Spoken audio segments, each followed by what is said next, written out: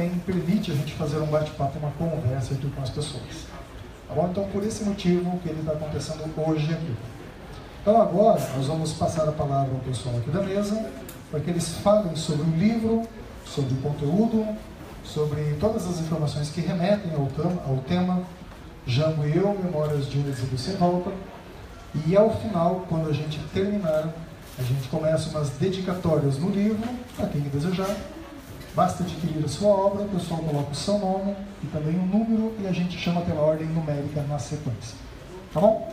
Qualquer dúvida, levanta o braço, eu vou estar o tempo todo, eu vou até vocês. Ao término, a gente começa as dedicatórias. Se quiser fazer pergunta, levanta o braço. Eu levo o microfone para vocês também. Então, João Vicente, muito obrigado. Senador Roberto Requeira, muito obrigado. A gente está aqui agora para ouvi-los. Ele é bom de palestra, né? Gente, antes de nada, queria agradecer a todos a presença nessa noite aqui fria de Curitiba e agradecer principalmente ao senador Requião, meu companheiro, meu amigo, desse momento. Essa é a 10ª capital que nós estamos lançando o livro. E esse livro, antes de entrar nos detalhes do livro, eu queria dizer a vocês que foi um tributo que era necessário fazer ao meu pai. Foi lançado o ano passado, em dezembro do ano passado, nós lançamos no dia 6 de dezembro, que era os 40 anos da morte de meu pai ainda no exílio. Ele é um livro que tem assim um recorte temporal muito específico. Ele começa no dia 1º de abril de 1964, o dia do golpe, e ele transcorre num relato dos tempos, dos dias, das lutas do exílio, das dificuldades, das saudades, das atribulações, enfim, de todo o périplo e as peregrinações que nós passamos no exílio, até chegar ao dia 6 de dezembro de 1976, que é o falecimento do meu pai. Não pôde retornar ao Brasil, ele morre em 76, a anistia só vem ao Brasil em 1979, e por isso que o subtítulo é Memórias de um Exílio Sem Volta, porque ele não pôde voltar ao Brasil, que era um desejo que ele muito queria, não é? Não que ele não pudesse ter voltado, mas ele sempre dizia no exílio que ele não voltaria para legitimar uma ditadura ainda presente. Ele tinha sido cassado em 64 por 10 anos, a cassação que os militares lhe impuseram, foi por 10 anos, e ele já tinha 12 anos. Em tese, não tinha sido renovada a cassação, ele poderia ter voltado. Abriram vários processos contra ele, se defendeu em todos, não é? Processos inclusive de corrupção, tiveram que devolver todos os seus bens em seguida no exílio, porque nada provaram. E o livro é um mergulho nesse passado, um mergulho difícil, um mergulho muitas vezes com dificuldade, assim, não de relembrar as coisas, porque muitas vezes as coisas tristes a gente tenta escondê-las, né? Já foram passadas, vamos viver para frente, mas o mergulho foi importante, né? Foi importante nesse momento, porque me trouxe a presença dele novamente, que estava, de certa forma, longínqua, e trouxe esse debate novamente de dar voz ao presidente João Goulart. Todos os livros que tem, alguns muitos especiais, e eu faço uma ressalva muito importante no começo do livro, que eu digo, olha, esse livro não é um livro da academia, não é um livro que traz referências a documentos ou referências que nós temos, vários documentos do acervo do período que nós estamos coletando através do Instituto Presidente João Goulart, mas é um livro que traz a voz do presidente João Goulart, ou seja, é o livro que faltava para dar a ele, né, a figura humana, que muitas vezes os livros acadêmicos não trazem, se baseiam só em documentos e não trazem essa parte humana, essa parte do diálogo, do dia a dia, que ele tentou nesse exílio nos trazer e nos mostrar, né, a duas crianças, a família, que nós fomos para o exílio. Eu fui com 7 anos, a minha irmã foi com 6. O que é o exílio? Porque o exílio é uma palavra que não está no vocabulário de crianças, né? Então você no exílio tem que ir aprendendo a saber por que você não pode retornar ao seu país, por que você tem que crescer aprendendo outro idioma, por que você tem que saber a importância, né, da luta de seu pai, porque muitas vezes uma criança está num colégio, que eu falo aí, num colégio no exterior, e os colegas dizem: pô, mas por que tu fez? Qual foi a delinquência que vocês fizeram no país de vocês, que nós temos que abrigá-los aqui e vocês não podem sequer voltar ao seu país? Então, o exercício desse aprendizado, da construção do que é essas saudades da pátria, e muitas vezes a distância que a gente não pode voltar, a gente continuava a falar português em casa, mas ia aprendendo outros idiomas e aprendendo muitas vezes, não é, a peregrinar. Eu falo que no exílio nos ensina a ser aves peregrinas, porque o golpe de 64, num primeiro momento, quando nós chegamos no Uruguai, se pensava que seria uma das tantas quarteladas a mais que o Brasil estava acostumado a ter. Mas na verdade, inclusive, depois porque até certos políticos, inclusive o presidente Juscelino Kubitschek, votou no Castelo Branco, na eleição indireta, pensando que teria eleições em 65, então, mas não era nada disso. 64 acontece, cai o governo legítimo do presidente João Goulart, o governo democrático, que propunha um projeto de nação nova para o Brasil, através das reformas de base, mas o golpe de 64 não era só para o Brasil. Era um projeto, era uma orientação de política externa do Departamento de Estado americano, que cai o Brasil e na sucessão começa a cair Argentina, Bolívia, Chile, Peru, ao ponto de, em 1976, quando o meu pai morre no exílio, inclusive nós já fugindo de algumas tentativas de sequestro, e da violência que trouxe a Operação Condor na Argentina, depois da morte do Perón, nós aprendemos que essa peregrinação é importante para se salvaguardar a própria vida. Vários amigos deles foram assassinados, do meu pai, senador Michelini, presidente Torres, o deputado Gutierrez Ruiz, o Prats, todos eles foram mortos em Buenos Aires nessa operação. Então, nós nos demos conta que era uma política externa do Departamento americano que, em 76, todas as democracias latino-americanas, à exceção da Venezuela, que era o Andrés Pérez, que era um serviçal dos Estados Unidos, vendia petróleo a $4 para os americanos, nós tínhamos que peregrinar e pular, e a América Latina cada vez mais ditatorial, ao ponto de nós temos documentos dessa perseguição. Inclusive no livro tem uma foto, né, do Serviço Secreto Brasileiro, da CNI, dentro do aniversário de meu pai, tirando fotos das pessoas e assinalando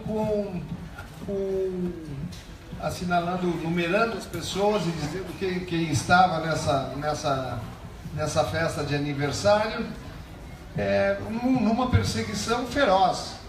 Então, o livro conta um pouco disso, né? Das atribulações, das saudades, dos momentos. Apesar de ele contar todo esse destino nosso da família no dia a dia dentro de casa, também acompanha os acontecimentos que vinham sendo paralelos na Argentina, no Uruguai, porque nós chegamos no Uruguai em 64, fomos muito bem recebidos. O povo uruguaio tinha uma tradição de democracia muito grande. O Uruguai nunca tinha tido um golpe de Estado desde os seus primórdios, a não ser um período curto da ditadura do Terra, mas isso lá em 1920 e pouco. e nós fomos muito bem recebidos. E à medida do tempo, essas ditaduras foram no Uruguai também. Houve o golpe de Estado em 73, todo ele assistido pelo Terceiro Exército Brasileiro. Nós sofremos prisões, a minha mãe foi presa, eu fui preso com 15, 16 anos. E esse aprendizado de saber construir uma alternativa, de estar pulando de país em país, que são aquelas atribulações que o exilado e esse exílio nos traz. Eu acho importante, eu acho que é uma grande contribuição nesse momento que nós vivemos no Brasil, não é? Porque foi muito difícil, foram 21 anos de ditadura, e reconquistar a democracia, muita gente ficou pelo caminho. Muita gente tombou nesse caminho da reconquista da democracia brasileira, por um país mais justo, por um país mais solidário, como Jango tentou fazer naquele momento do seu governo, através das reformas de base, que mexiam nas estruturas do Brasil realmente, a reforma agrária, a reforma bancária, a reforma tributária, a lei de remessa de lucros, o monopólio da extração e do refino do petróleo, a encampação de empresas estrangeiras de refinarias que atuavam no país. Era um projeto nacionalista, um projeto de nação. Alô? Um projeto de nação que um grupo, né, o governo João Goulart, um grupo de jovens que a ditadura na época taxou de incapazes, eram os incapazes de Jango, Darcy Ribeiro, Celso Furtado, Paulo Freire, Evandro Lins e Silva, que queriam um Brasil diferente, um Brasil mais justo que todos nós buscamos hoje, um Brasil nacionalista, um Brasil dos brasileiros, um Brasil onde tivesse oportunidades idênticas para todos os brasileiros, não um país meritocrático da diminuição do Estado brasileiro, não um país onde as oportunidades dos trabalhadores e os direitos estão sendo cada vez mais retirados. E o livro tenta, nesse momento, eu acho, expressar às novas gerações o quanto é importante essa luta pela democracia, essa tenacidade que Jango teve, eu relato vários encontros dele, inclusive com o presidente Perón, ainda em Puerta de Hierro, em Madrid. Nós estivemos lá em 72 e o Perón não conhecia, nos surpreendeu muito a figura dele. Para que vocês tenham uma ideia, quem servia cafezinho nessa reunião era o López Rega. Servia o cafezinho. El Brujo. E o Perón disse, não, eu vou voltar para a Argentina e vou ser presidente, e quero todos vocês na Argentina a partir do ano que vem, para nós tentarmos, né? E esse convite ele fez também para vários outros líderes, uruguaios, chilenos, que foram parar na Argentina nessa possibilidade de um retorno à democracia. Então, eu queria a todos aqueles que estão aqui dizer da minha satisfação de estar hoje aqui em Curitiba. É a 10ª capital que nós estamos lançando o livro, e ele vem sendo muito bem recebido pela crítica, inclusive. O livro está sendo, de certa forma, um instrumento de mostrar a essas novas gerações o quanto é importante essa luta. Eu acho que o destino, apesar de Jango não ter conseguido voltar ao seu país, que tanto amava e pelo qual tanto ele lutou, o destino também lhe deu esse lugar na história de ser o único presidente a morrer no exílio, lutando pela democracia, pela liberdade, porque ele entendia que não podia voltar antes que houvesse um brasileiro exilado, né, pela luta pela liberdade, pela luta pela democracia, e que a volta dele legitimaria a ditadura. E morreu no exílio, e o destino lhe otorgou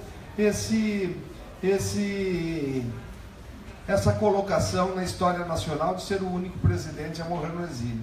Então, para mim é uma satisfação.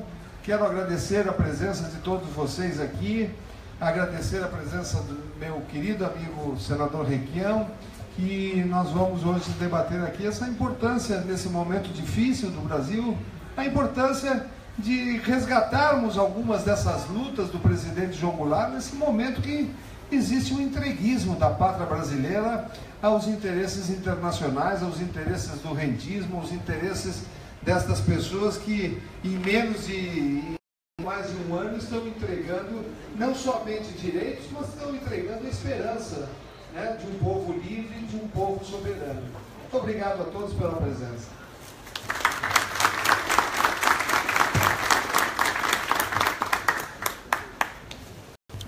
O livro é Jango e ele, o filho, o João Vicente.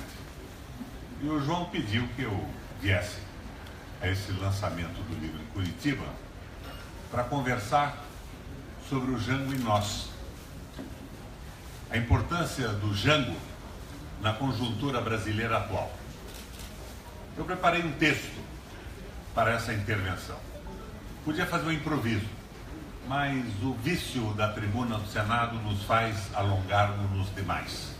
Vamos a um texto que eu pretendo que seja curto, não muito, mas curto, e que traga uma massa de informações importantes para o momento desse lançamento.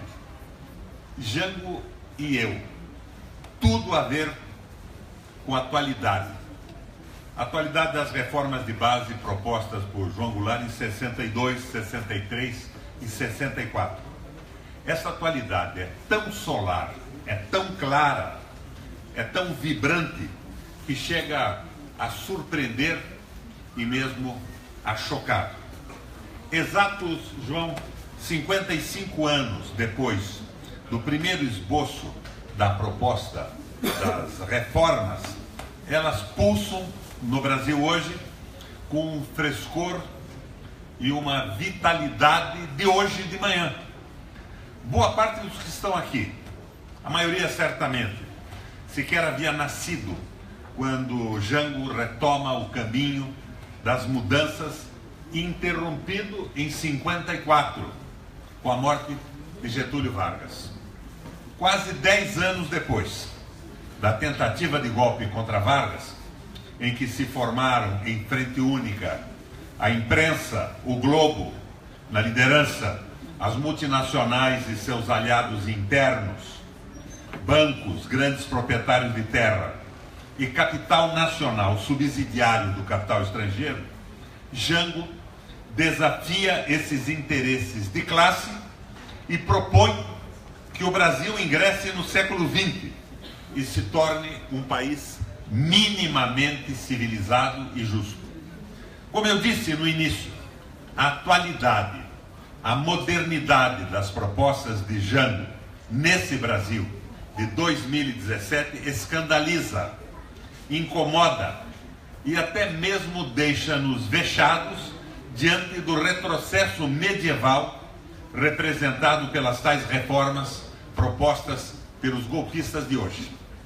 Dia desses, um jovem advogado me dizia que ser revolucionário hoje em dia, em matéria de direito, é lutar pelo estrito cumprimento da lei, tais as manipulações, distorções e fraudes perpetuadas por setores do Judiciário e do Ministério Público contra o direito. E do jeito que as coisas vão, daqui a pouco diremos que ser revolucionário no Brasil é defender a Lei Áurea, cujo preceito básico, o fim do trabalho servil, que as classes dominantes hoje, o governo e o Congresso, querem revogar.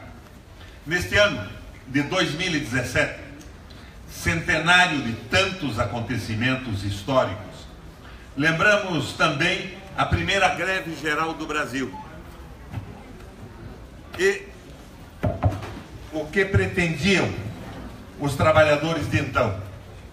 Na primeira greve geral do Brasil, os trabalhadores lutavam pela jornada de 8 horas, férias, direito à aposentadoria, adicional noturno, fim do trabalho insalubre, descanso remunerado, salário mínimo e direito à associação. Um século depois, um governo de bandidos associado e sustentado pela mídia pelos bancos, pelo capital multinacional e seus apadrinhados, apresentam uma proposta de reforma trabalhista que revoga a jornada de 8 horas, que suprime as férias e o descanso remunerado, que extingue a aposentadoria e que admite remunerações inferiores ao salário mínimo. E que até mesmo para as mulheres grávidas e as lactentes permite-se o trabalho em locais insalubres. Na letra da lei. Uma reforma, ainda, que conspira contra a existência dos sindicatos. Esta, hoje, é a grande tragédia nacional. 129 anos da Lei Áurea. O decreto da princesa ainda não foi implantado, ou porque continua a existir o chamado trabalho análogo à escravidão, que nada mais é que pura e simples escravidão a que os africanos foram submetidos, ou porque revogam dispositivos contra os que trabalhadores, há um século, fizeram a primeira greve do país. É um retrocesso flagrante. 129 anos da Lei Áurea, 100 anos da primeira lei da greve geral, 55 anos da mais abrangente, revolucionária e libertária proposta de reforma jamais formulada no Brasil. As reformas, João Vicente, de Goulart. As reformas que vão além das questões trabalhistas, porque essas, de certa forma, haviam sido resolvidas pela consolidação das leis de trabalho, editada em seu primeiro formato em 43, por Getúlio Vargas. Jango quer mais. Jango quer fundar o Brasil-nação, dar a ele as bases em que se firmar e se desenvolver. Vamos então a uma visão geral das reformas pretendidas por Jango, para em seguida abrirmos aqui, com a participação fundamental do João Vicente, um debate sobre elas. Reforma agrária. Se o Brasil dos anos 60 não era mais um país semifeudal e semicolonial, como setores dogmáticos da esquerda nacional pretendiam, não deixávamos de ser um país extremamente atrasado na área rural. O latifúndio improdutivo, ou porcamente produtivo, e o quase monopólio da propriedade rural eram um gravíssimo entrave para o desenvolvimento do país. A democratização da propriedade da terra havia sido um dos pressupostos para a revolução capitalista no mundo. Daí a necessidade, a premência da reforma agrária no Brasil. Ao mesmo tempo, Goulart queria libertar o campesinato, estendendo também a ele os direitos dos trabalhadores urbanos, através da instituição do Estatuto do Trabalhador Rural. O Estatuto previa, entre outras coisas, o direito à aposentadoria. Um parêntese. O irônico é que serão os militares que derrubaram Goulart que vão implantar parte das ideias dele previstas no Estatuto do Trabalhador Rural. Tais eram as péssimas condições de vida no campo. Avanços, diga-se, que hoje o atual governo pretende, com toda a clareza e temeridade, revogar. A proposta de reforma agrária de Goulart, ao contrário do que distorciam e maldiziam os conservadores e os fascistas brasileiros, era um projeto completo, cientificamente pensado, que passava pelo crédito aos assentados, assistência técnica, escoamento da produção, eletrificação, irrigação, zoneamento agropecuário, cooperativas, mecanização e educação, além de saneamento e habitação rural. Enfim, tudo aquilo que falamos hoje quando pensamos em reforma agrária. Afora a questão ideológica da contradição de classes em si, haviam dois pontos que deixavam a reação brasileira em pé de guerra. Goulart queria indenizar as terras desapropriadas para a reforma agrária com títulos da dívida pública. Os proprietários queriam indenização prévia, paga em dinheiro. Outro ponto, a desapropriação de terras inexploradas, à margem de rodovias e ferrovias, sem qualquer compensação para os proprietários, se elas tivessem sido beneficiadas por obras públicas. E a reforma fiscal. A reforma fiscal nunca feita, e que as classes dominantes e seus aliados na mídia, no mercado e as multinacionais jamais permitirão que se faça. Jango queria fazê-la. O que Goulart pretendia?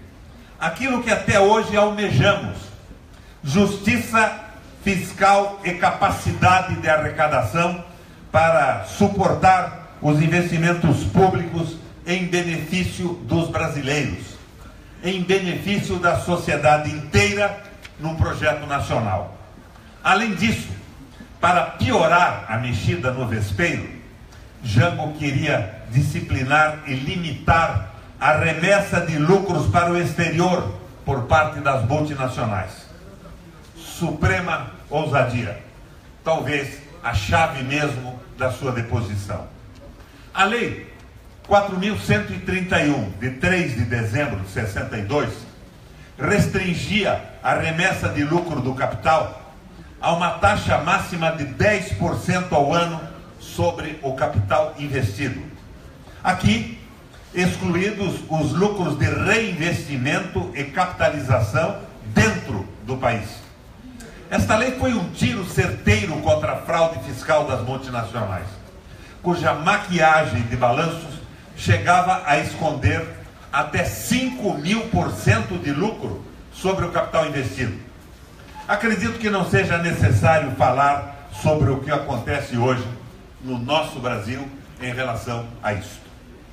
E a reforma urbana, a fim de modernizar o país, fazê-lo minimamente justo para o povo, especialmente para os trabalhadores e as camadas mais desprotegidas, Jango considerava também essencial mexer no uso do solo urbano para, entre outras coisas, fornecer habitações condignas às famílias, entre aspas, porque é textualmente parte do projeto. Afinal, naquela época, mais de 30% das famílias brasileiras moravam em imóveis alugados. 30% das famílias brasileiras. Acredito que não se precisa ter muita imaginação para medir a reação dos especuladores e dos grandes proprietários imobiliários em relação à proposta do presidente. O resultado da não aplicação da reforma urbana, de uma legislação racional do uso do solo, está aí espalhado o Brasil afora. O monstruoso déficit habitacional de hoje, as habitações precárias, os cortiços, as favelas, a poluição dos rios, nascentes, lagos e até mesmo do mar, a especulação imobiliária e o caos absoluto no trânsito das grandes cidades. E os monstrengos de cimento e aço que sufocam as nossas cidades são, 55 anos depois, testemunhos da frustração da reforma urbana de Jango Goulart. E a reforma bancária? Qual é o motor para impulsionar qualquer empreendimento econômico, qualquer negócio no mundo capitalista que nós vivemos? Sem nenhuma dúvida, o crédito. Se hoje o sistema bancário é tão avaro na concessão de crédito e age como um personagem de um conto de Natal de Charles Dickens, imagine 55 anos atrás como se comportavam os bancos no Brasil. Em síntese, com a reforma bancária, Jango pretendia ampliar o acesso dos empresários especialmente dos pequenos e médios, ao crédito para os seus empreendimentos no país. E claro, esta reforma também foi considerada intervencionista, contra a liberdade do mercado e aquela coisa toda que ouvimos ainda hoje, diariamente. Reforma educacional. Aqui tivemos a contribuição de jovens e entusiasmados educadores, como Darcy Ribeiro, Paulo Freire e Anísio Teixeira. A reforma educacional de Goulart previa uma amplíssima campanha de combate ao analfabetismo. Afinal, mais de 40% dos brasileiros à época não sabiam ler e escrever. 40% de analfabetos constituíam a população do nosso Brasil de então. Universalização do ensino público e elevação de sua qualidade em todos os níveis era a pretensão do governo do Jango. Qualificação e valorização do magistério.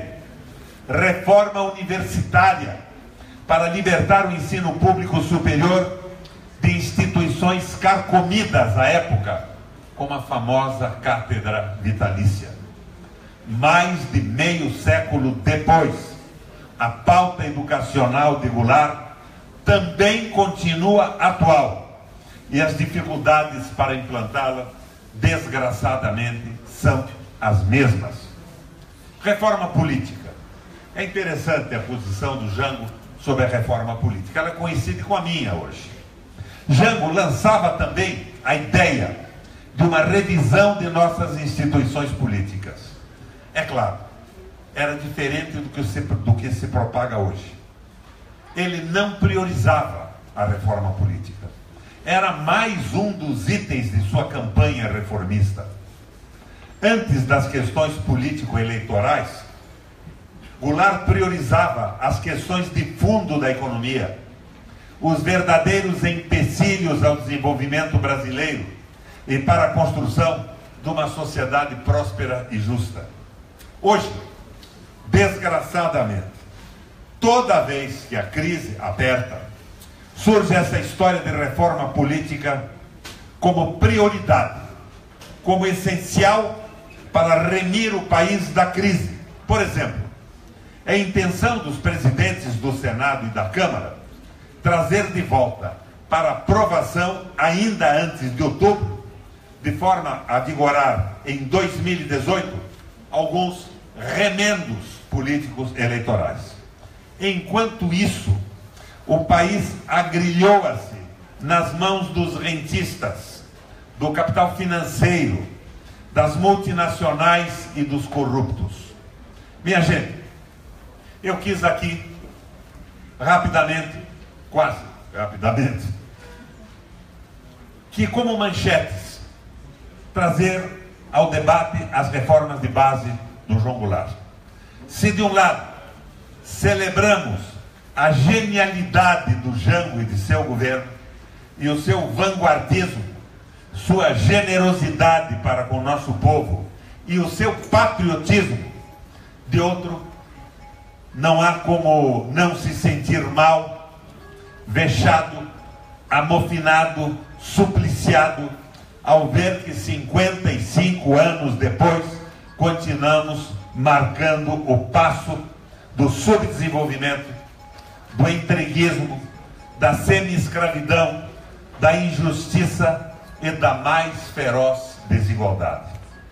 A melhor homenagem que poderíamos fazer a Jango, a sua mulher, aos seus filhos e netos, é voltar a empunhar as bandeiras das reformas de base. Em 2014,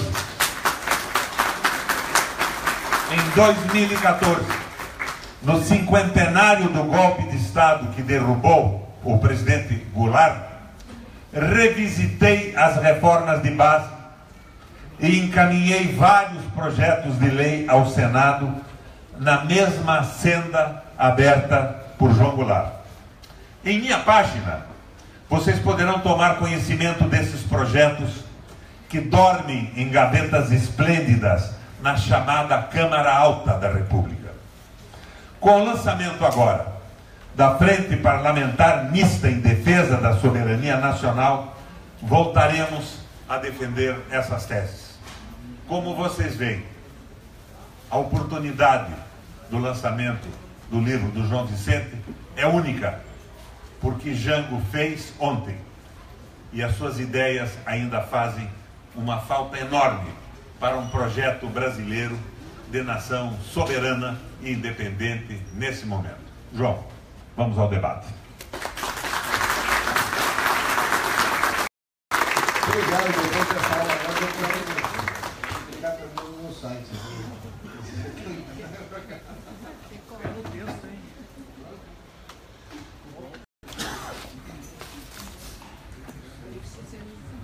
Tem que socializar, né? Muito bem. Gente, nós queremos, nesse momento, eu acho que ao alencar todas essas reformas, é evidente que o nosso país, hoje, 50 e tantos anos depois, mas eu acho que a essência dessas reformas são tão necessárias hoje quanto há 53 anos atrás. As dificuldades, é claro, são muito maiores.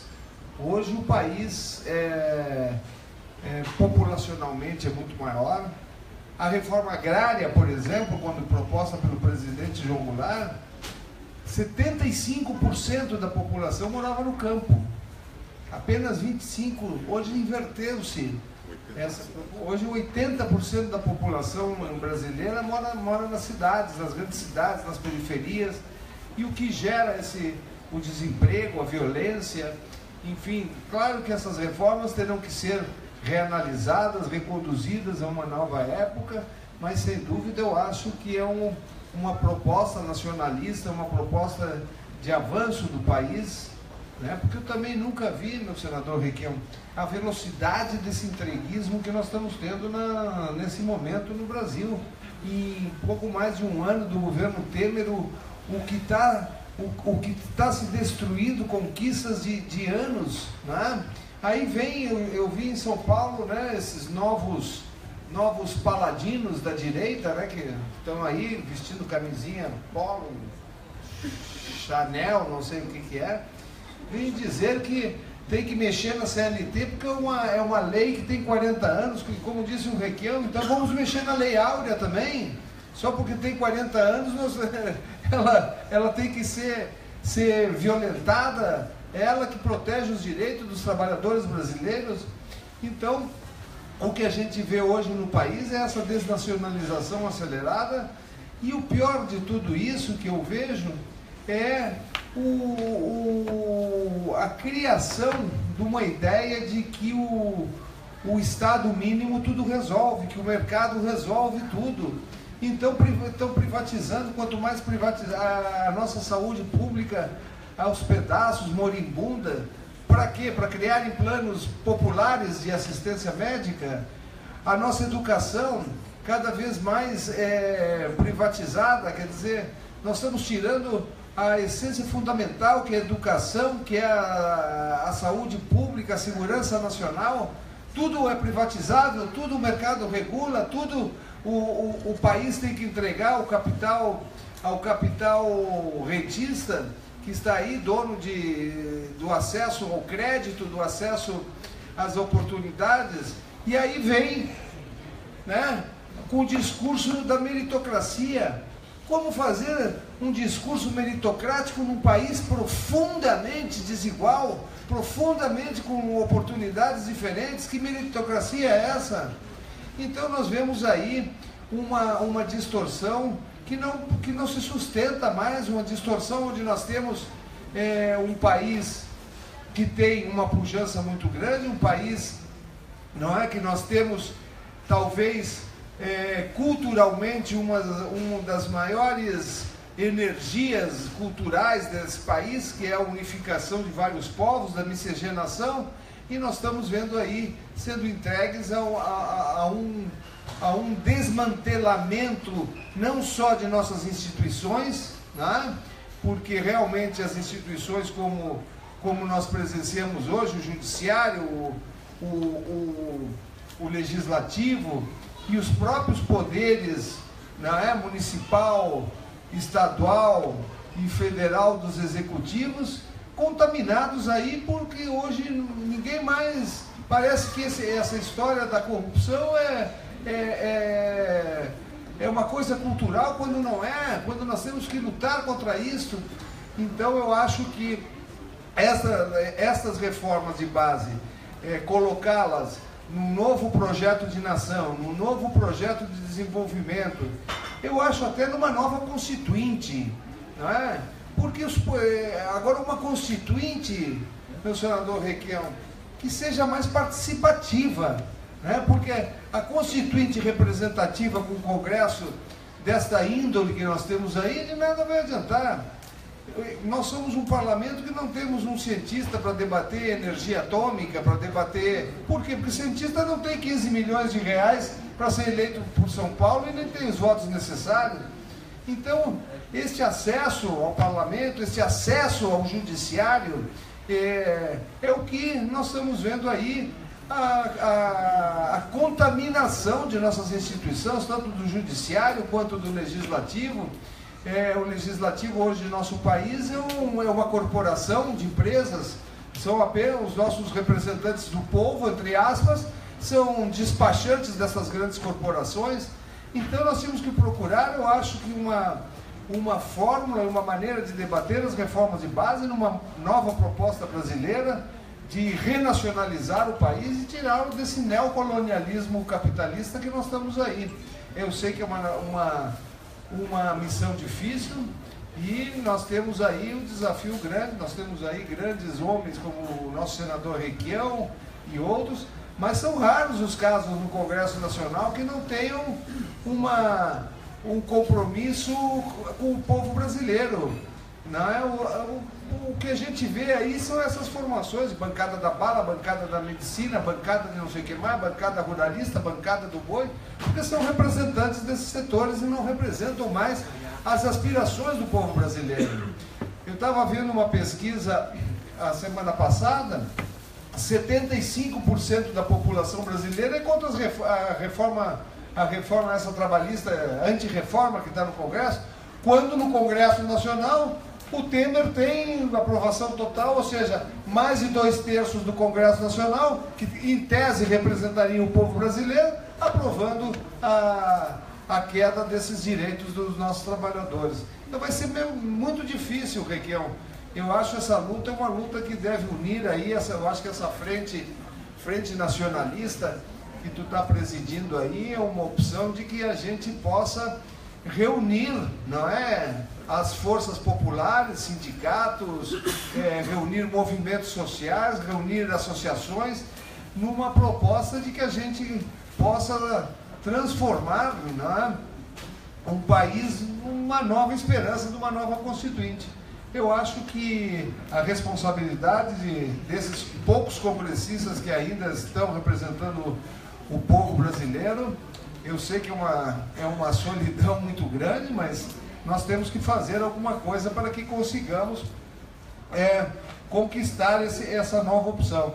E eu acho que nós temos aqui o Requião, que é um grande nome, existem outros nomes também, de muita luta, mas nós temos que fazer essa união e às vezes deixar de lado, né, esses setores que querem fazer de uma hegemonia de um partido, vamos dizer, o PT tem muito disso, né? Querer hegemonizar a esquerda só para ele. Eu acho que está na hora de uma união dessa frente, uma frente que abarque todas as aspirações de esquerda, porque a luta contra a direita é muito grande. Acho que está aberta a palavra para o plenário. Perguntas? Levanta o braço, eu levo o microfone para você. Vou levar aqui atrás. Diga lá, só uma pessoa. Vai levar aquele microfone que apaga no meio. Senador, Mesael, advogado em Curitiba. Senador, eu tive um distanciamento da sociedade com o Congresso Nacional. Qual seria o caminho para que o Congresso Nacional, principalmente a frente de esquerda, se reaproximar com a sociedade, haja vista essa questão da comunicação, do monopólio da comunicação no Brasil? E o que deve ser feito a curto prazo para que esses avanços antissociais sejam cerceados nesse momento? Começar financiamento público de campanha. Não é uma reforma eleitoral completa, não é a história do voto distrital. O voto distrital, que está sendo muito badalado no Brasil hoje, foi inventado pelo De Gaulle para derrotar os nacionalistas. Ele era nacionalista, mas não era um nacionalista popular, para derrotar os progressistas na França. E era uma coisa tão habilmente engendrada que não tinha nem continuidade física. Quando ele verificava que num determinado distrito ele perderia a eleição, ele juntava esse distrito com outro distrito separado fisicamente para garantir a sua maioria. Então não é bem por aí. Agora, o sistema eleitoral brasileiro depende da concentração do sistema econômico. Quem é que acaba sendo candidato nos partidos, em qualquer partido? Quem tem dinheiro para financiar uma campanha eleitoral. Seja o PT, o PMDB, o PCdoB, sempre se procura alguém que possa financiar uma campanha eleitoral, que possa pagar até alguns companheiros de partido como cabos eleitorais. Daí o resultado é o seguinte: a reforma trabalhista na Câmara foi aprovada por 220 e poucos votos. 198 dos parlamentares que votaram eram patrões. Por quê? E eles estão completamente equivocados. Como eles não conhecem nada de economia, eles imaginam que numa dificuldade da recessão, se eles tiverem uma vantagem comparativa com os seus concorrentes, diminuindo o salário dos seus trabalhadores, que deverão manter a mesma produtividade, eles conseguem ganhar o mercado. O que eles não perceberam ainda é que esta redução salarial, sendo de todas as empresas, eles não vão ganhar o mercado, eles vão acabar com o mercado por falta de demanda. Então, eu geralmente dou um exemplo clássico, João, que é o New Deal nos Estados Unidos. O New Deal foi organizado depois da grande recessão, da crise imobiliária da Flórida. Mas em determinado momento, o Roosevelt, Franklin Delano Roosevelt, o presidente, não sabia mais o que fazer. Daí ele deu uma olhada no que estava acontecendo com a Alemanha, vou me referir a isso em seguida, mas olhou também o que fazia um empresário da indústria automobilística, o Ford, que suportava o seu conhecimento de economia em Taylor. Taylor era um economista que tinha como fator fundamental do desenvolvimento da sua teoria a especialização do trabalho. Taylor dizia o seguinte: o trabalhador especializado ganhando a mesma coisa vai produzir mais do que o trabalhador que não for especializado. Era o treinamento do trabalhador e a sua especialização. Ford acopla essa ideia da especialização à linha de montagem. Então, na linha de montagem, um grupo de trabalhadores se especializava em montar a caixa de troca, os outros montavam o diferencial, os outros colocavam o chassi, pintavam a lataria, construíam a cobertura, que era de tecido impermeável naquela época, e a produtividade da indústria do Ford passou a ser incrível, e incrivelmente copiada por toda a indústria norte-americana. O Roosevelt ficou empolgado com o Ford e pretendeu condecorá-lo, e o Ford recusou a condecoração. O Roosevelt pergunta: mas por que, Ford? Por que você não aceita a condecoração? E ele responde com toda clareza: porque ao invés de enfrentar a recessão, a linha de montagem especializada que eu montei e que está sendo copiada por todas as indústrias norte-americanas está inviabilizando de forma definitiva a economia americana. Mas inviabilizando como? Nós estamos aumentando espetacularmente a produção e estamos acabando com a demanda, porque a produção não é acompanhada por um aumento salarial e quantidade de trabalhadores empregados. E o Roosevelt: então o que eu posso fazer? Isso é simples. Ao invés de me condecorar, crie o salário mínimo para o trabalhador norte-americano e diminua a carga horária. E foram as duas medidas que deram início ao New Deal, ao novo pacto norte-americano. Depois disso, vieram os grandes investimentos públicos deficitários. O Estado ficava devendo em portos, em hidrelétricas, em escolas, em hospitais, através das tais empresas públicas, com a participação do município, do estado e da nação, que jogaram a economia americana para frente. Então, foi o exemplo de investimento deficitário e a diminuição do horário de trabalho e o aumento do salário que recriou a demanda nos Estados Unidos, que deram início ao New Deal. Na Alemanha foi parecido com isso. O economista alemão chamava-se Hjalmar Schacht, Horace Greeley Hjalmar Schacht. E ele verificou que naquela época, 29, 30, como hoje aqui no Brasil, havia dinheiro. Nós temos dinheiro, tem acumulação no Brasil. O agronegócio acumulou capitais significativos com o crescimento da importação da China, que parou agora, provocando a recessão que nós estamos vivendo. Mas todo mundo aplicava na rolagem da dívida alemã. E esse Hjalmar Schacht, que era um economista liberal, ministro da economia, esqueceu que era liberal e se convenceu que ele era alemão antes de tudo. Ele reduziu drasticamente o juro da rolagem da dívida alemã, quase a zero. E o pessoal do dinheiro ficou todo em desespero. Meu Deus, o que vamos fazer agora? E ele criou um pacto do Estado alemão com as grandes empresas. Krupp, aquelas empresas que nós conhecemos até hoje, do setor metal mecânico, e criou uma moeda, chamava-se MEFO. O que era o MEFO? Era uma garantia do Banco Central alemão que quem aplicasse dinheiro numa empresa que estava construindo as autobans, as grandes estradas, que estava construindo uma grande siderúrgica, uma grande fundição de metal, que dava a possibilidade do crescimento da indústria metal mecânica alemã, teria um TIR, a taxa interna de retorno, seria a Selic da época, garantida pelo Banco Central. Então, não tinha mais como aplicar na rolagem, porque o Banco Central não pagava mais os juros absurdos, mas havia a possibilidade de aplicar numa grande empresa que estava trabalhando no crescimento e na reorganização da infraestrutura alemã.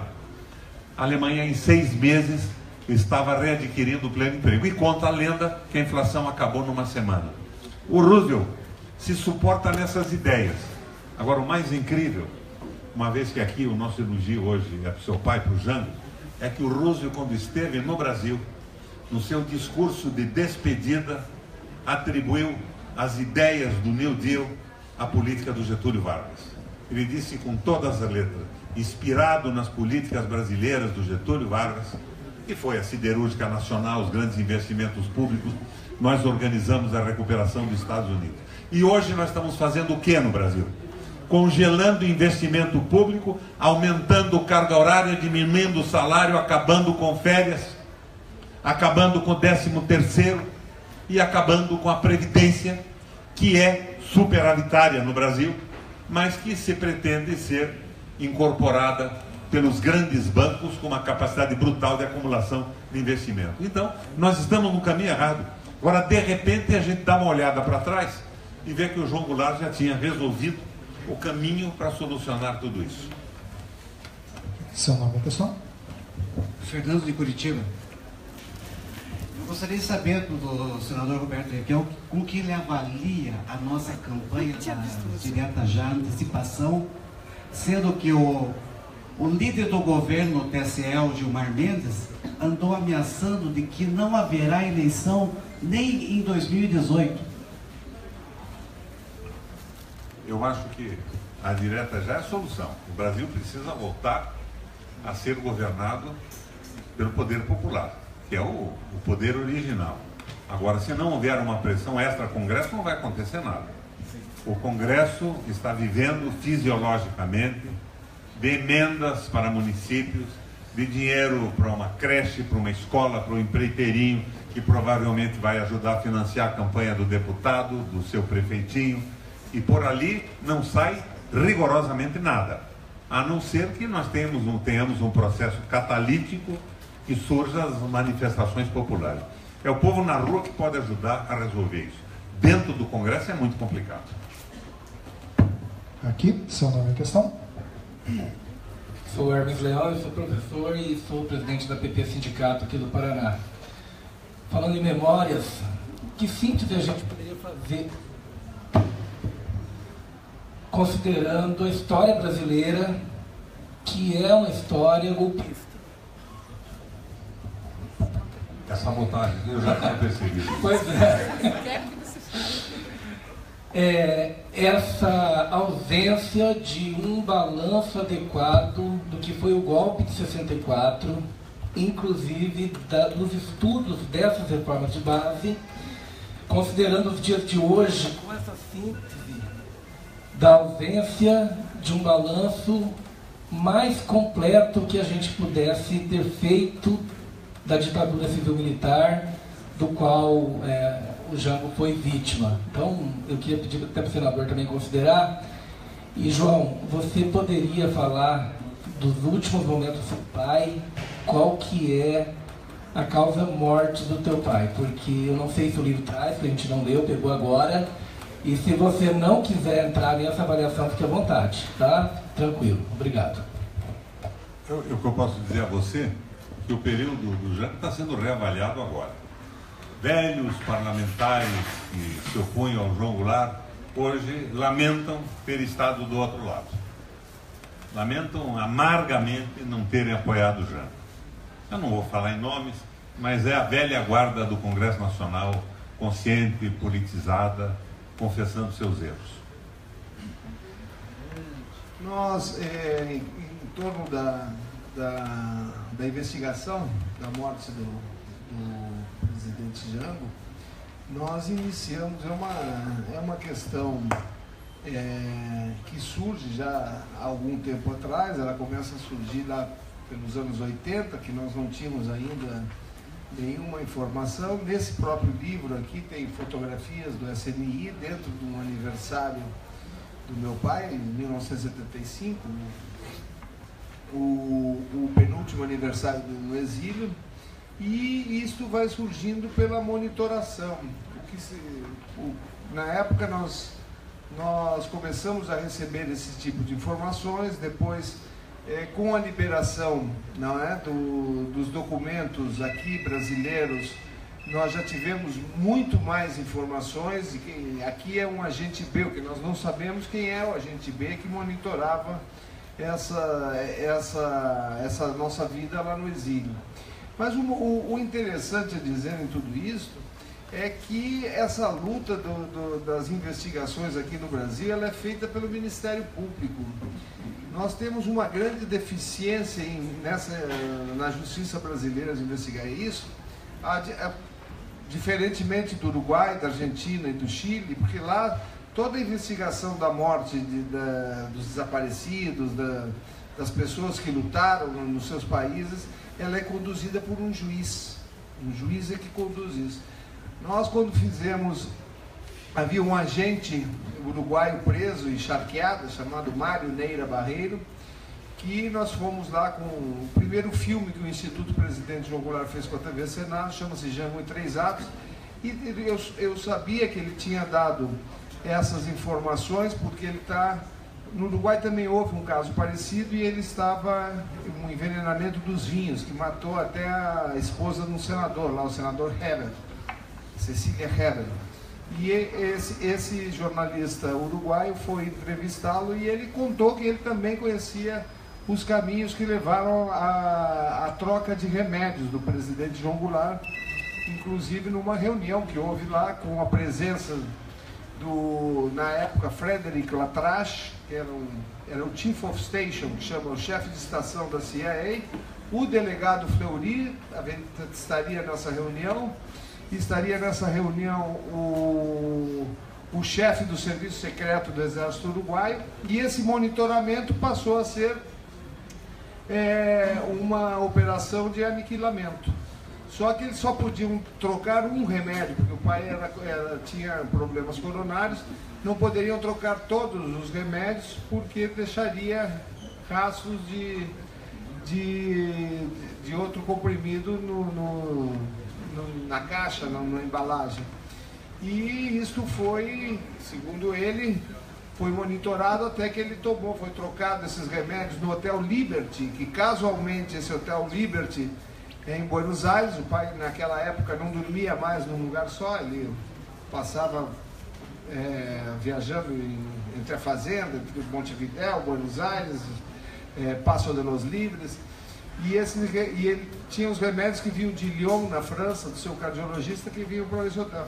Casualmente, nesse hotel também, era um hotel em Corrientes, em Florida, foi da onde sequestraram o senador Michelini, do Uruguai, mataram ele. Casualmente, e sequestraram lá o seguinte, era paramilitar, chegavam 8 carros, que eram os Ford Falcon argentinos, sem nenhum problema, tiravam as pessoas, enfim, foram 30 mil desaparecidos e mortos na Argentina. Mas nós, quando soubemos de tudo isso, tivemos o relato dele, nós degravamos o relato que nós colhemos para o filme e entregamos na época para o Procurador-Geral da República para que investigasse. E o procurador, na época, também o ministro da Justiça, que era o Tarso, ele disse, não, agora vai falar para a Polícia Federal. E mandou a Polícia Federal falar lá no... Não era só o nosso depoimento, né? O Antônio Fernando de Souza, que era o procurador, ele aí foi a Polícia Federal e ele não só repetiu, como disse mais nomes dos envolvidos nessa operação. Mas aqui no Brasil demora muito. Nós tivemos oportunidade de fazer a exumação dos restos mortais do presidente João Goulart, mas só por um instrumento que só a Comissão da Verdade que tinha isso, que não dependia de uma ação judicial. A Comissão da Verdade foi criada e uma das suas atribuições era fazer exumações, para inclusive ver o negócio do Araguaia, dos vários corpos que estão em São Paulo, que as ossadas, que a ditadura mandou misturar tudo, depois mandou encher d'água o porão onde estava. E nós conseguimos fazer a exumação graças ao poder que tinha a Comissão da Verdade. E mandamos pelo tempo que ela foi inconclusiva, mas pelo tempo de 36 anos mas pelo relatório do Ministério Público, as oitivas desses agentes que estariam envolvidos não foram feitas pelo Brasil. Agora, recentemente, faz um ano, que a procuradora Suzete Bragagnolo, que é quem está no comando dessa investigação, mandou pedir a oitiva desses pessoal. Mas foi entregue para o Itamaraty. O Itamaraty mandou para o embaixador brasileiro em Washington, que solicitou o Departamento de Estado. Faz um ano que o Departamento de Estado não deu nem resposta até hoje para o governo brasileiro, e nem o governo brasileiro tem autoridade moral e política para pedir, porque é uma subordinação total. Diferentemente do Chile, por exemplo, que eu fui lá, eu tive lá, tem um grande... Hoje ele pertence à Suprema Corte do Chile, que chama-se o Dr. Alejandro Madrid, que investiga todos os casos de envenenamento no Chile, que foram vários, ele tem só no Chile 26. Inclusive já constatado do presidente Eduardo Frei. Já tem 2 médicos da Universidade Católica do Chile que ele foi fazer uma operação de apendicites e foi envenenado no hospital. Trocaram os médicos e ele foi envenenado no hospital com esse agente mostarda que traz bactérias e tal, e morreu de infecção em 4, 5 dias.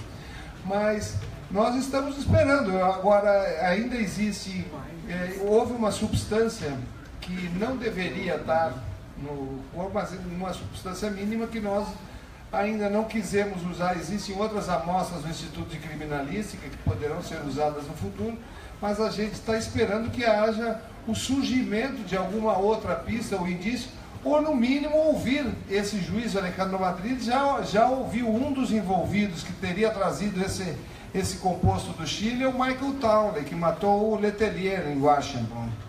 Esse é um agente americano que, muito antes do 11 de setembro, que os americanos reclamam o primeiro atentado, não foi o primeiro atentado, foi a morte do Letelier na frente do Congresso americano, e esse indivíduo mora sob a proteção do Estado americano, mas quando é solicitado por um juiz, o juiz vai lá, o Dr. Alejandro Madrid conversou com ele sobre os envenenamentos do Chile e esteve presente. Nós não sabemos se os Estados Unidos vai dar essa autorização ou não, o Ministério Público daqui, porque faz 11 anos e recém agora foi enviado lá. O que se sabe é que realmente houve a chamada Operação Andréia, que era da DINA. Teve um grande químico que conduziu esses venenos, um grande químico da Polícia Secreta do Chile, que era o Hermes Berrios, alias Hermes, chamava-se Hermes pelo perfume, era Hermes, né? E eles dizem que eles conseguiram inclusive cristalizar o Gasarim lá no Chile. Enfim, nós estamos esperando essa definição do Ministério Público para, se surgir alguma outra pista, alguma outra orientação, mas as pessoas já estão morrendo. Dos 3 agentes que nós pedimos a oitiva, um morreu, que o Frederic da Trache morreu há 2 anos atrás.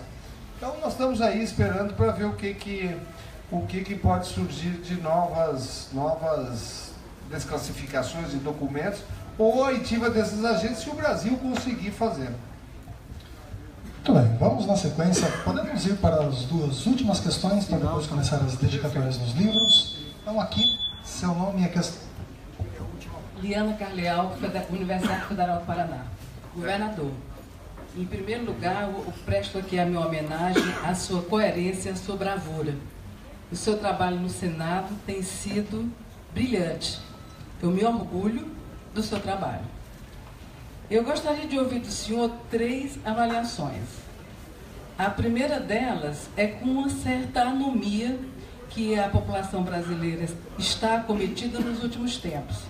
Participou ativamente das greves, etc., mas diante da gravidade do problema, a nossa expectativa é que nós estivéssemos muito mais envolvidos no combate a toda essa situação e a busca de uma saída para se tirar o Temer do lugar que ele está. A segunda questão é como é que o senhor avalia a perda de posição relativa do Brasil hoje no cenário internacional e se o senhor vislumbra no futuro próximo um retorno da posição que o Brasil tinha antes, por exemplo, com relação aos BRICS, com relação à própria participação na Rota da Seda no programa da China, que envolve bilhões de dólares, e finalmente o judiciário brasileiro.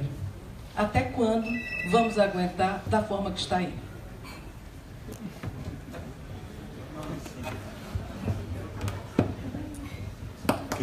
Quem vai te responder não sou eu. É o general Vilas Boas, comandante do Exército Brasileiro. O Vilas Boas, numa conferência que fez na Uniceub, em Brasília, dizia o seguinte: que nós, na década de 80, tínhamos uma produção industrial superior à dos tigres asiáticos. Quais eram os tigres asiáticos entre 80 e 90? Tailândia, Malásia, Coreia do Sul e China.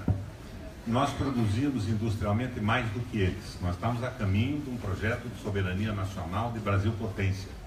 Aliás, o general diz, o Brasil é grande demais para não ter um projeto nacional. Não pode viver com um projeto de dependência como o do Consenso de Washington ou o projeto de dependência do Enzo Faleto e do Fernando Henrique Cardoso naquele livrinho famoso deles. A partir de 80, o Brasil mergulhou de cabeça na Guerra Fria. Deixou de ter um projeto interno, deixou de ter projetos de desenvolvimento e entrou no projeto da Guerra Fria. Era o liberalismo americano, entre aspas, que nunca foi liberal, sempre defendeu os seus interesses, ou o comunismo soviético. Essas 2 hipóteses desapareceram hoje, mas nós estamos entrando de cabeça e por isso nós estamos atrasados. Hoje o Brasil produz quase nada. Nós produzimos mais do que a Coreia, a Tailândia e a Malásia e a China. Hoje nós não produzimos 15% do que eles produzem industrialmente. Mas nós estamos entrando em outra Guerra Fria, agora a geopolítica. É dos interesses dos blocos. É o interesse da globalização, que é a globalização do capital financeiro, que se opõe ao interesse geopolítico do bloco comandado pela Nova Rússia, que o Temer chama agora de União Soviética, né? Uma regressão impressionante no tempo. Então, na verdade, nesse mergulho da Guerra Fria, nós passamos a integrar um tipo de cultura vinculado a estas ideias. Se você der uma olhada, por exemplo, no Ministério Público Federal, você vai ver que todos os últimos candidatos à Procuradoria-Geral estudaram fora do Brasil. Por acaso, o Janot estudou na Itália, mas a nossa nova Dodge é a Harvard. Aqui em Curitiba, a Lava Jato, o Deltan, é Harvard. Ele trabalhou uma época aqui como estagiário do Lula, que é meu chefe de gabinete, mas foi para Harvard. O nosso amigo Sérgio Moro, Harvard. Então é a cabeça feita em cima desta visão ainda da Guerra Fria e da Guerra Geopolítica. E nós estamos com o Judiciário e o Ministério Público comprometidos com isso. É claro que nós somos contra a corrupção. Eu soltei foguete quando abriu a Lava Jato em Brasília, quando começaram as denúncias e mostraram o que estavam fazendo com o dinheiro público. No meu partido, no PT, em todos os partidos. Mas você não viu por parte desses defensores da moralidade nenhuma crítica à violência da reforma trabalhista, ao fim da Previdência, à doação da base de disparo de foguete de Alcântara. Você não viu uma manifestação a respeito do pré-sal. Você não viu uma manifestação a respeito da venda sem limites de terras brasileiras no momento de recessão, sem limite para qualquer grupo estrangeiro. Então, eles estão trabalhando com uma cabeça feita. E não vejo como é que a gente possa sair disso a não ser com informação. Você me pergunta como? O João Vicente está tentando fazer hoje aqui isso em Curitiba, com um público até razoável, né, João? Surpreendeu a nossa expectativa a presença de todos vocês aqui. É informação, levantamento da consciência, mas há um outro fator. A Globo vê mesmo dia e noite, e todas as televisões fazem a mesma coisa. Se você ligar uma televisão, nós vamos muito bem. Está aumentando o número de emprego, não tem ninguém falindo, não tem ninguém fechando. Há uma anestesia por conta da mídia monopolizada. Só que chega num momento em que a realidade, embora a televisão esteja ligada na sala, entra pela porta e pela janela das casas. Eu acho que está entrando. Eu acho que isso não se prolonga muito tempo. Agora, como é possível o Temer continuar a ser presidente com uma quadrilha conhecida ocupando os ministérios? Praticamente todos os ministérios. Como é possível o Congresso Nacional se comportar dessa forma? Hoje, por exemplo, eu recebi uns 20 telefonemas. Eu sou da diretoria da Fiesp, eu sou da diretoria não sei do que, pedindo para votar a favor da reforma trabalhista. O último, capaz até de estar me acompanhando aqui, chamava-se Geraldo, é dono de uma fábrica de brinquedo. Eu tenho 1.100 operários e eu não quero demitir, eu estou quebrando. Daí eu contei para ele a história do chefe francês que quebrou em São Paulo e que atribui a CLT, e perdi uma meia hora explicando o exemplo do Roosevelt com o New Deal e da Alemanha com o Yalmar Schach. E ele terminou dizendo, então, Requião, é isso mesmo, é uma bobagem isso, né? Porque se eu cortar o salário, eu vou ter uma vantagem competitiva. Você vai ter, não muito, porque hoje o salário do operário brasileiro é 1/3 do operário americano. E não é mais barato que o chinês. Nos dias de hoje, a China está pagando 16% acima da média do operário industrial brasileiro. Se você vai acabar, é com o mercado. Você quer que eu vote a reforma trabalhista, eu vou diminuir o salário dos teus trabalhadores, mas vou diminuir a demanda no mercado. Daqui a pouco você não vai ter para quem vender mais.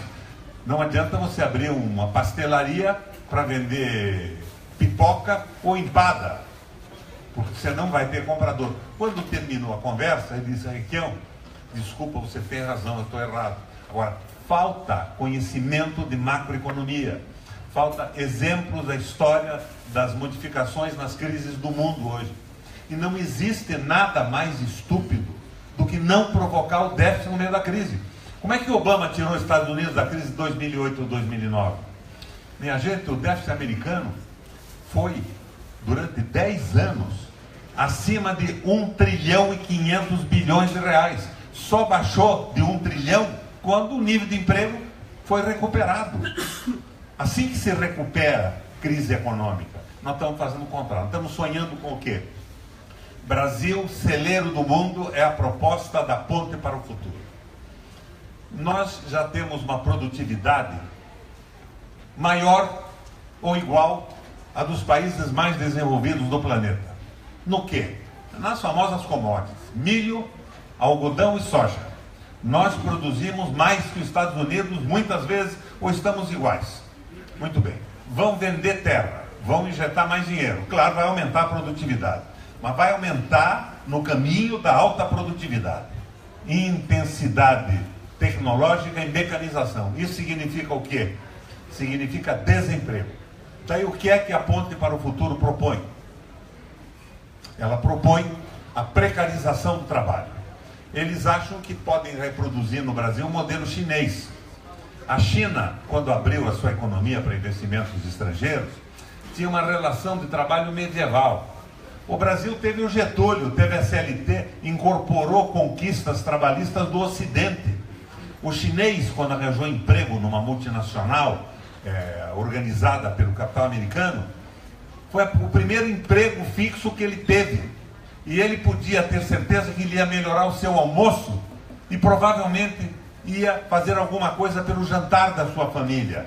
Porque não havia garantia trabalhista nenhuma numa população de 1,5 bilhão de habitantes. Nós não somos a China. Então o que eles imaginavam? Nós vamos precarizar o trabalho, baixar o salário, acabar com o mínimo, o trabalho intermitente, essa loucura toda que o Roosevelt fez nos Estados Unidos lá atrás. O Bush fez, não foi o Roosevelt. O Bush fez quando ele começou a privatização junto com a Thatcher. Só que os Estados Unidos estava numa onda ascendente e o trabalhador intermitente era a minoria. Ele podia negociar com o mercado o seu salário, não tinha trabalhador. Eles conseguiram levantar o salário. Nós estamos numa recessão brutal. Eles achavam que os capitais do mundo viriam aqui. Quando eu falo do mundo, é basicamente o norte-americano, que é a pátria-mãe disso tudo. Só que daí o Donald Trump ganhou a eleição. A Disneylândia ganhou a eleição nos Estados Unidos. O Donald é o presidente e o Mickey é o vice-presidente. Né? É o nome deles, me parece que é qualquer coisa assim. E ele ganhou em cima do desemprego causado nos Estados Unidos pela migração do capital para os tigres asiáticos e para a China. E esta migração aumentou o lucro dos grupos, mas diminuiu brutalmente a oferta de emprego. Uma família americana de nível universitário hoje não consegue pagar o ensino universitário para os seus filhos. A saúde nem pensar. Eles estão atravessando a fronteira do México para arranjar um dentista que cobre menos que o americano. E ele ganhou a eleição com isso e agregou a isso uma série de preconceitos que provavelmente nem são deles, mas foram viabilizados pela marginalização do operariado. Não tem emprego, tem que culpar quem? É o porco latino, que somos nós brasileiros, somos os porcos latinos, os mexicanos, os negros de novo. E isso depois da vitória do Obama. Então, não virá esta onda de investimento americano para o Brasil, nem para a Argentina. A Ponte para o Futuro, que foi feita pelos banqueiros nacionais e internacionais, dançou, por paradoxal que pareça, nunca daria certo, mas dançou mais rapidamente com a vitória do Donald Trump. Então, nós estamos neste pé. O que é que pode mudar isso? Povo na rua. Povo na rua, protesto consciente, não é violência, não é black bloc, mas é uma manifestação clara de que o Brasil não aceita isso. Agora, o Brasil está anestesiado, é televisão dia e noite, dizendo que as coisas vão melhorar. Para quem, eu não sei. E qualquer pequeno empresário acha, induzido pela mídia, que ele vai resolver a sua situação pagando menos para o seu trabalhador, se livrando de todas as garantias sociais. E ele não consegue entender que o que falta para ele é dinheiro barato, imposto baixo e investimento público para recriar a demanda e o número de empregados no Brasil, de pessoas empregadas e recebendo salário. Então eles não conseguem entender isso. Nós estamos no caminho errado e o povo está parado. Existem manifestações dos setores mais politizados, dos sindicatos. A mais bonita que eu vi foi do Papa. Sindec. O que quer dizer Sindec em grego? Justiça juntos. Daí vem o nome de sindicato. E o Papa diz, sem os sindicatos não existe justiça. Agora, por outro lado, doutora Carreal, nós temos os problemas da justiça trabalhista brasileira, dos advogados picaretas, que procuram qualquer trabalhador demitido para criar uma ação de chantagem sobre o empregado. É o sujeito que paga uma indenização absurda numa empregada doméstica, numa chácara. É o pequeno empresário que não tem os advogados que tem a grande empresa. Então, talvez a solução fôssemos ter uma espécie de um simples para o pequeno empresário brasileiro. Uma forma diferenciada.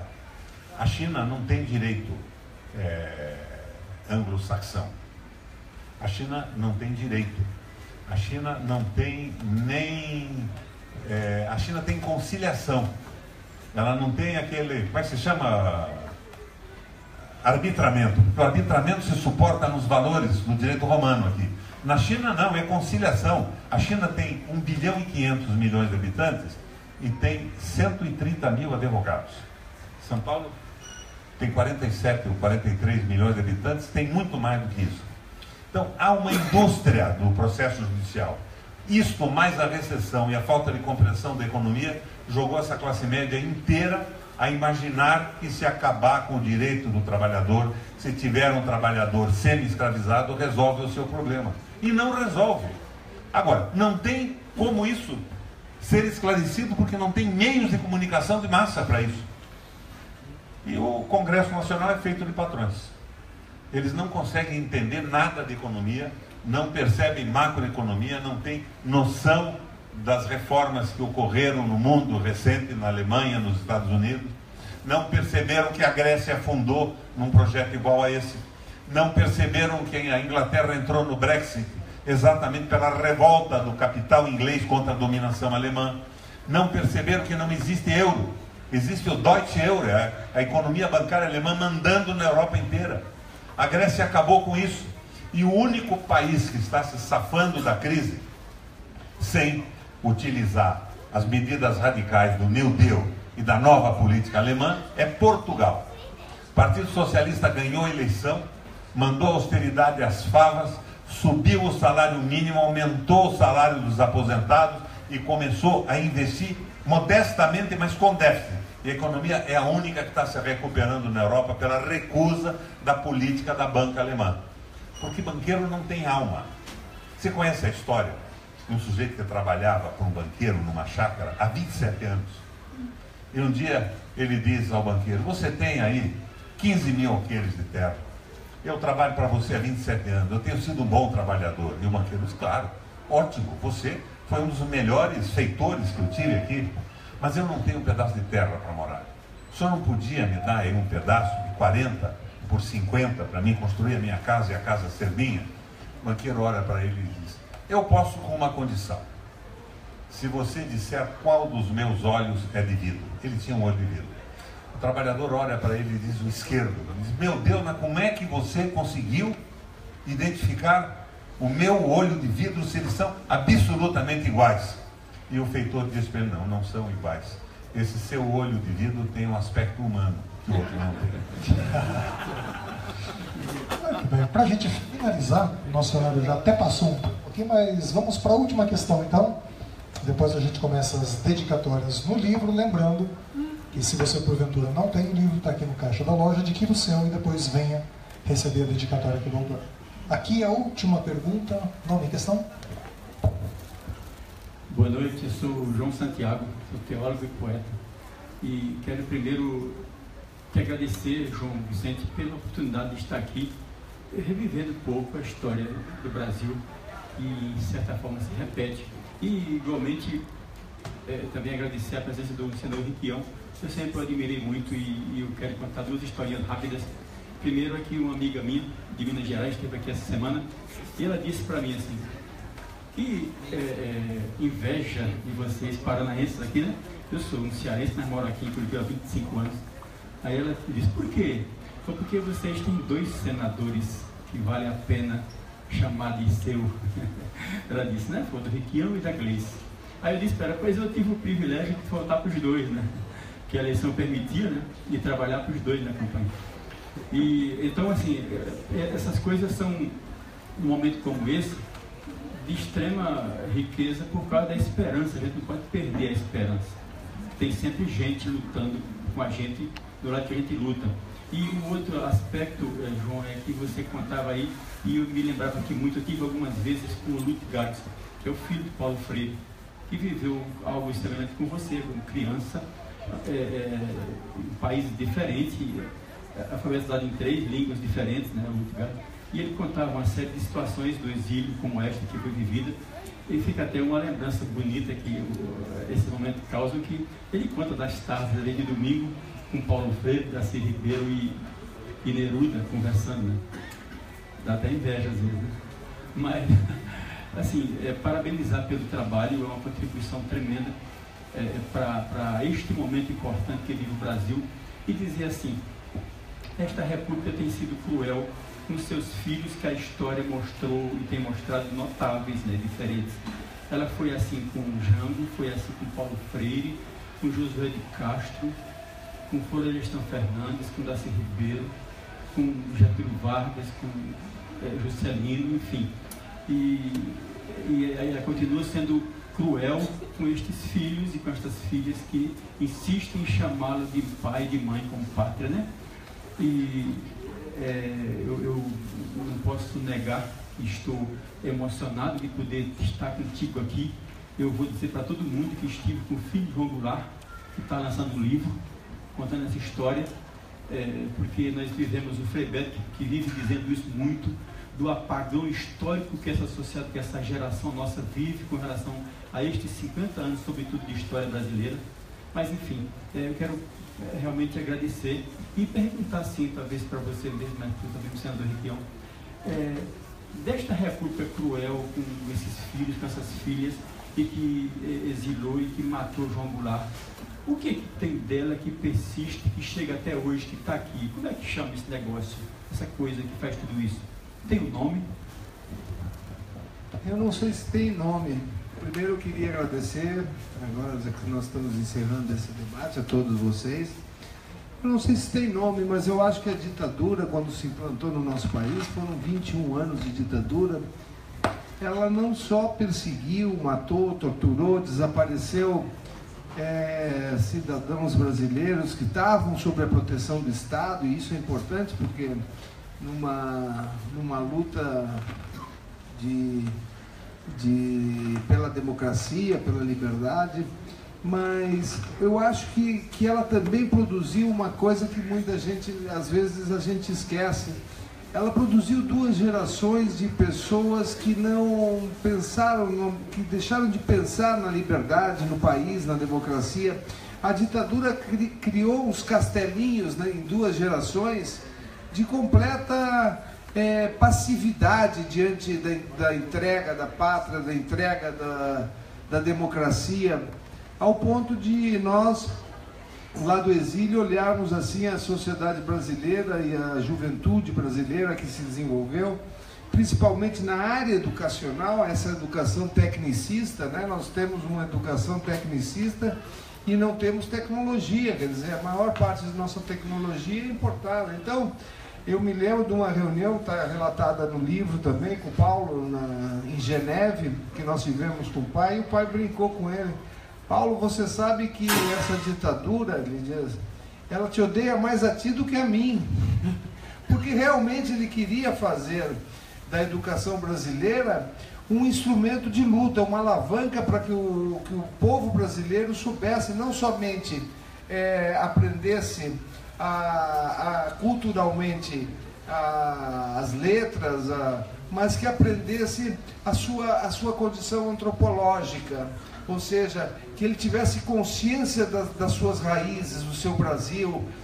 Tanto é que ele começava, por exemplo, a alfabetizar, por exemplo, o camponês, como é que se escreve enxada, não é? Então, com a enxada ele ia para o patrão, para a terra, e eles brincaram assim nessa conversa. Pô, Paulo, tu é muito mais odiado pela ditadura do que porque realmente é a educação de Paulo Freire, uma educação que daria aos brasileiros, principalmente as crianças brasileiras a serem educadas, essa educação da consciência humana, da consciência antropológica, dos dias do companheirismo, né, da coletividade.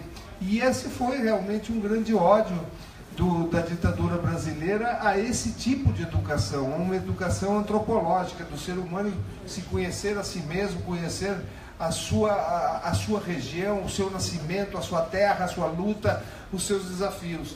Então, eu acho que essa pátria tem nome, sim, que eu acho que é a liberdade. A liberdade no seu conceito mais amplo possível, não só a liberdade de ir e vir, mas a liberdade de ter assistência médica, de ter a liberdade do pensamento, a liberdade cultural, de nós construirmos, né, aquele sonho de Darcy, do socialismo moreno, de construirmos uma identidade nacional, que o Brasil tem essa pujança, não é?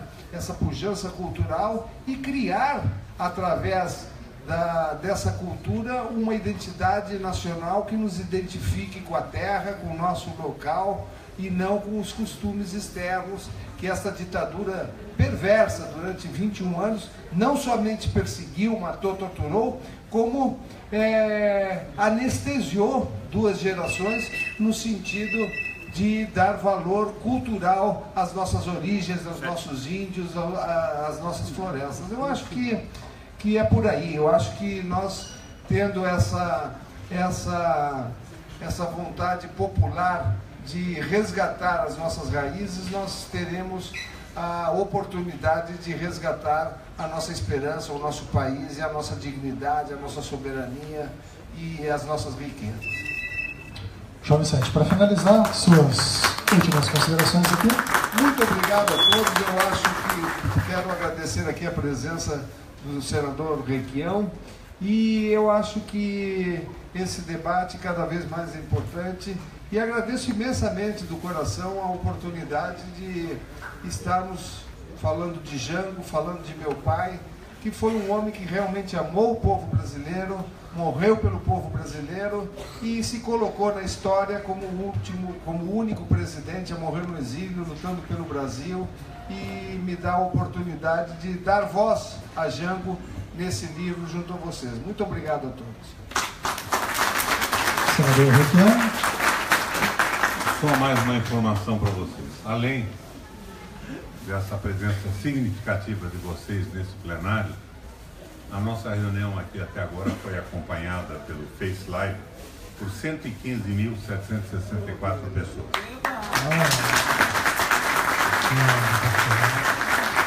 Tá bom, dessa maneira nós encerramos esse evento, nós já passamos até do nosso horário.